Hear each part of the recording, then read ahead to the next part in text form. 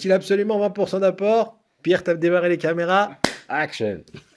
On entend très souvent qu'il faut absolument 20% d'apport pour acheter un bien immobilier, et cette idée est tellement répandue qu'elle décourage beaucoup de futurs acquéreurs avant même qu'ils aient étudié leur situation. En réalité, ce chiffre est un raccourci, et aujourd'hui je vais t'expliquer précisément à quoi sert l'apport, pourquoi ce mythe existe encore, et surtout, comment déterminer le bon montant d'apport dans ton cas personnel.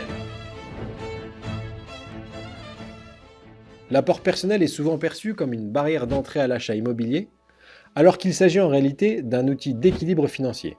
Les banques ne regardent pas l'apport comme un objectif en soi, mais comme un indicateur de préparation, d'anticipation et de sécurité financière. Historiquement, les banques demandaient environ 20% d'apport pour couvrir l'ensemble des frais liés à l'achat, notamment les frais de notaire, les frais de garantie et une marge de sécurité pour les imprévus. Ce chiffre s'est ancré dans les esprits même si les pratiques bancaires ont fortement évolué avec le temps. L'apport sert avant tout à sécuriser l'opération pour la banque, mais aussi pour l'emprunteur. Il permet de financer les frais annexes, de réduire le montant emprunté et de montrer que le projet a été préparé sérieusement en amont. Acheter sans apport est possible dans certains cas précis, notamment pour les profils stables, les primo-accédants ou les personnes disposant d'un reste à vivre confortable. Toutefois, l'absence d'apport impose une gestion bancaire irréprochable et limite parfois le choix des partenaires bancaires. Le bon apport minimum correspond généralement au montant des frais annexes, c'est-à-dire les frais de notaire, de garantie et de dossier. Ce montant représente souvent entre 8 et 10% du prix du bien et constitue une base saine pour un projet équilibré. Cependant, tu peux aussi prendre un apport en fonction de la mensualité que tu souhaites payer.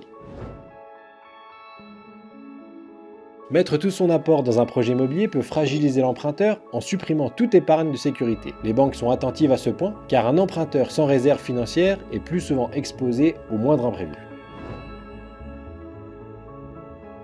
Contrairement à une idée reçue, l'apport n'est pas un principal levier de négociation du taux. Les banques accordent davantage d'importance à la stabilité globale du dossier, à la gestion bancaire et au reste à vivre qu'au pourcentage exact d'apport. À noter également que ton épargne après projet est tout aussi importante que l'apport que tu vas injecter dans ton prêt immobilier. Pour déterminer ton apport idéal, il faut lister précisément les frais annexes, conserver une épargne de sécurité et ajuster le montant en fonction de ta capacité d'endettement et de ton confort financier. Deux profils avec le même apport peuvent obtenir des réponses très différentes selon leur gestion bancaire, leur stabilité professionnelle et le reste à vivre, ce qui montre que l'apport ne doit jamais être analysé seul. Imaginons deux personnes, Claire d'un côté et Thomas de l'autre. Tous les deux ont exactement le même apport, 30 000 €. Sur le papier, on pourrait croire que ces deux profils sont équivalents puisque l'apport est identique. Mais pour la banque, ces deux dossiers n'ont absolument rien à voir. Claire achète un bien à 200 000 €. Avec ses 30 000 € d'apport, elle couvre l'intégralité des frais de notaire, des frais de garantie et il lui reste encore une épargne de sécurité d'environ 8 000 € après l'opération. Claire est en CDI depuis plusieurs années, elle n'a aucun crédit en cours et ses relevés bancaires sont propres, sans découvert ni dépenses excessives. Pour la banque, Claire envoie un signal très clair. Son projet est préparé, équilibré et sécurisé. Résultat, la banque finance le projet sans difficulté, avec des bonnes conditions et sans demander d'apport supplémentaire. Prenons maintenant le profil de Thomas. Thomas achète lui aussi un bien de 200 000 € et dispose du même apport de 30 000 €. Mais dans son cas, l'intégralité de l'apport est injectée dans le projet. Une fois les frais payés, il ne lui reste plus aucune épargne de sécurité. Thomas a également un crédit auto de 280 € par mois et ses relevés montrent quelques découvertes ponctuelles. Pour la banque, même si l'apport est identique à celui de Claire, le risque est beaucoup plus élevé.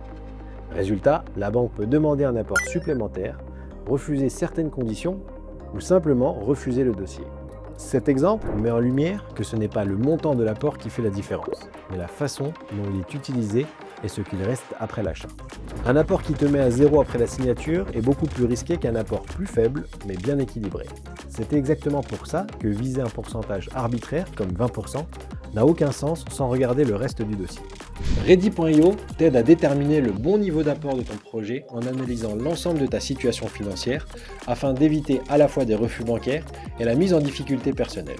Alors comme à chaque fois, n'hésite pas à liker cette vidéo et si tu veux avancer dans ton projet immobilier avec des bases solides et éviter les idées reçues, abonne-toi à la chaîne pour continuer à recevoir des contenus pédagogiques, clairs et concrets. À bientôt!